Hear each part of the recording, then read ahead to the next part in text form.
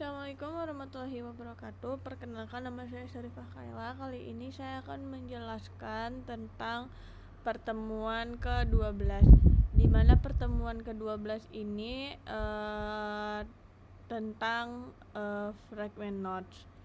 Nah, pertama kita itu diminta untuk membuat folder di dalam data, yaitu bernama DAO dan juga entity. Nah, di dalam situ kita itu membuat lagi folder kelas bernama node.dao dan juga node entity. Setelah itu, di luar itu kita juga membuat folder node, di mana di dalamnya terdapat fragment node, node adapter, dan juga node from activities. Nah, pertama saya akan menjelaskan fragment node.kt, di mana fragment node.kt ini berisi tentang variabel-variabel database yang kita gunakan nantinya untuk menampilkan fragment nodes yang bisa digunakan di dalam Android kita, di mana untuk variabel database-nya itu terdapat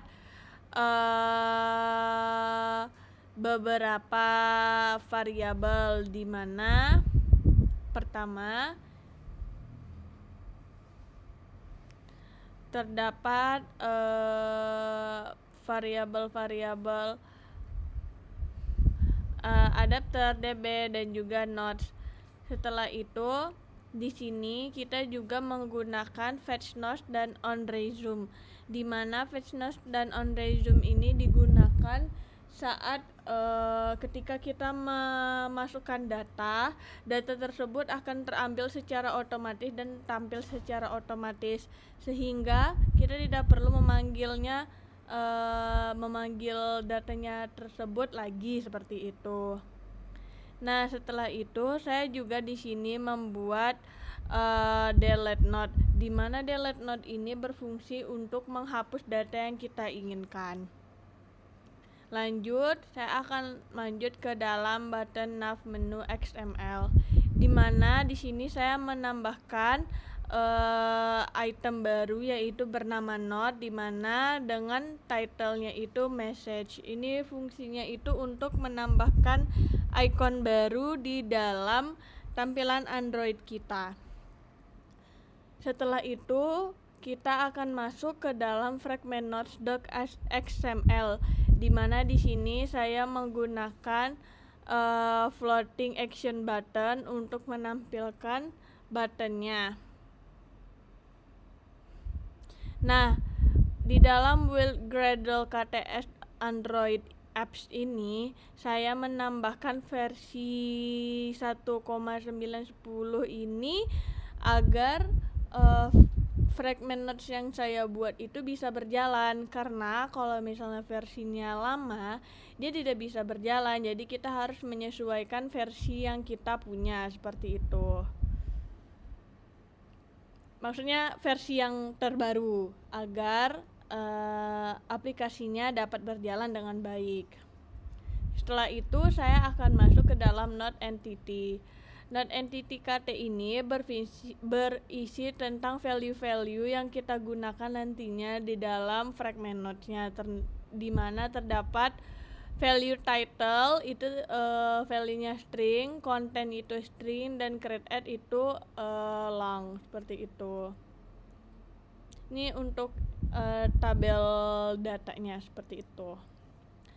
Dan di dalam build Gradle KTS apps, di sini saya menambahkan id.com Google DevTool KSP agar data yang kita buat itu dapat terpanggil, seperti itu. Nah, saya akan menjelaskan tentang sedikit folder node.dao yang ada di dalam folder DAO.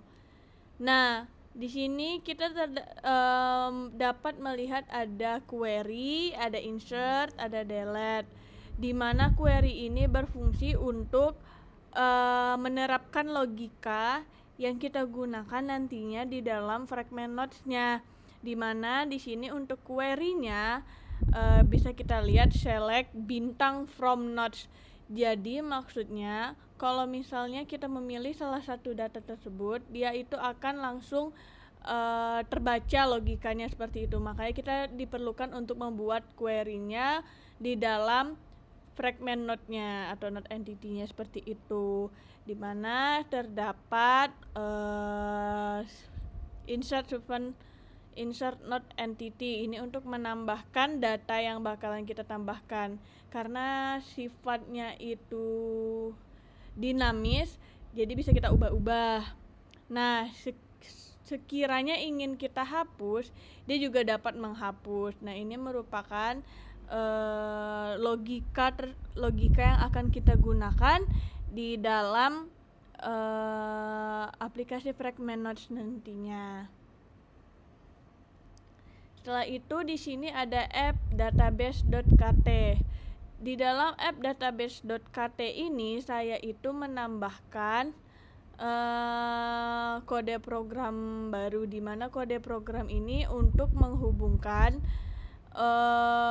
data yang kita punya itu di dalam fragment nodes, jadi agar bisa terpanggil dan bisa terbaca. Makanya kita masukkan ke dalam app.database.kt. Nih, saya menambahkan abstract fun node DAO untuk memanggil node DAO ini. Nah, di sini juga bisa kita lihat kalau misalnya ini merupakan database yang kita buat agar beberapa fitur itu dapat terpanggil. Ini beda karena ini jadwal kereta.dao itu yang pertemuan sebelumnya. Selanjutnya kita akan masuk ke dalam activity node.xml, di mana activity node.xml ini berfungsi untuk membuat form seperti ini, dan nantinya form ini akan kita gunakan untuk menambahkan data yang kita inginkan seperti itu. Setelah itu kita akan lanjut ke dalam node form activity.kt. Nah, di dalam node form activity.kt ini dia itu berfungsi untuk sebelumnya kan saya menunjukkan activity node form. Nah, seperti ini. Kita itu harus memasukkan kode program dan juga logikanya. Nah, node form activity.kt ini berfungsi untuk menjalankan data yang sudah kita masukkan gitu. Jadi kalau misalnya data yang kita sudah masukkan, dia itu akan langsung otomatis terpanggil. Nah, di mana di sini dapat menambah data. Terus juga kalau misalnya kita tidak mengisi salah satu kolom, dia langsung akan tertulis isi semua kolom seperti itu. Jadi fungsinya node from activity.kt ini berfungsi untuk menjalankan atau juga bisa dibilang otak di activity node form seperti itu, agar data yang sudah kita buat itu dapat masuk dan dapat terpanggil seperti itu. Ini merupakan logikanya. Nah, setelah itu di dalam item node.xml ini merupakan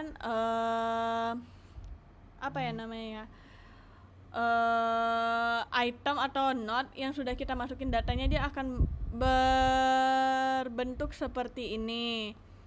Nah, dia itu kita itu diminta juga untuk menambahkan item untuk delete si datanya, agar data yang kita tidak inginkan itu bisa terhapus seperti itu.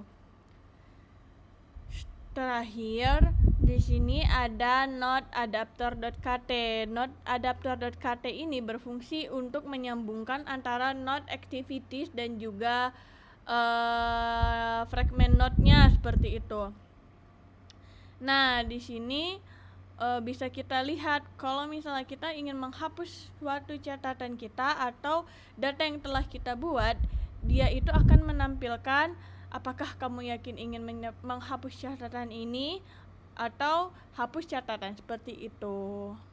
Ini terdapat di dalam database nantinya.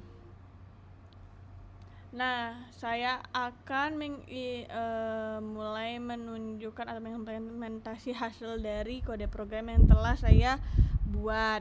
Pertama, ini merupakan fitur baru yang kita buat, yaitu message yang tadi sebelumnya yang kita tambahkan.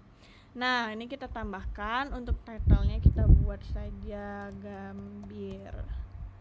Nah, ini bisa kita buat tiket Gambir. Kita save.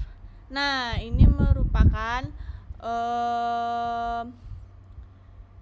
item not XML, hasil dari data yang telah kita buat.